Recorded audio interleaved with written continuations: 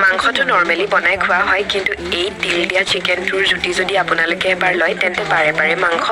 এনেধৰণেই বনাই খাবলৈ মন যাব তাৰ কাৰণে মাংসখিনি নিমখ হালধি আৰু মিঠাতেল সানি মেৰিনেট কৰি ল'লোঁ এইফালে মিক্সি বাতি এটাত আদা নহৰু জলকীয়া আৰু এইফালে জিৰা গুটি ধনিয়া গুটি আৰু অলপমান তিল পানী দি পেষ্ট এটা বনাই ল'লোঁ এতিয়া কেৰাহীত তেল দিলোঁ তেল গৰম হোৱাৰ পাছত আলুখিনি নিমখ হালধি দি ফ্ৰাই কৰি ল'লোঁ এই আলু ফ্ৰাই হৈ গ'ল আৰু এতিয়া একেখিনি তেলতে পিঁয়াজখিনিও ধুনীয়াকৈ ভাজি ল'ম আৰু এইখিনি অলপ সময় ভজাৰ পাছতেই মেৰিনেট কৰি থোৱা মাংসখিনি দি দিলোঁ আৰু মাংসখিনি অলপ সময় ভাজিম আৰু যাতে তাৰ পৰা এক্সট্ৰা পানীটো নাইকিয়া হয় আৰু তাৰ পাছতে দি দিছোঁ বিলাহী আৰু বিলাহীখিনি গলালৈকে ভাজিম আৰু বিলাহীখিনি অলপ ভজাৰ পাছতে পেষ্টটো দি দিলোঁ তাৰ পাছতে ফ্ৰাই কৰি ৰখা আলুখিনি দি এইখিনি অলপ ভাপতে সিজিব দিম যাতে আদা নহৰুৰ গোন্ধটো নাইকিয়া হয় তাৰ পাছতে পানী দি পুনৰ সিজাই ল'ম আৰু এয়া আমাৰ তিল চিকেন ৰেডি হৈ গ'ল খাবলৈ খুবেই টেষ্টি হয় ৰংটো দেখি নিশ্চয় গম পাইছে আৰু আপোনালোকেও তিল দি এনেধৰণে চিকেনটো নিশ্চয় এবাৰ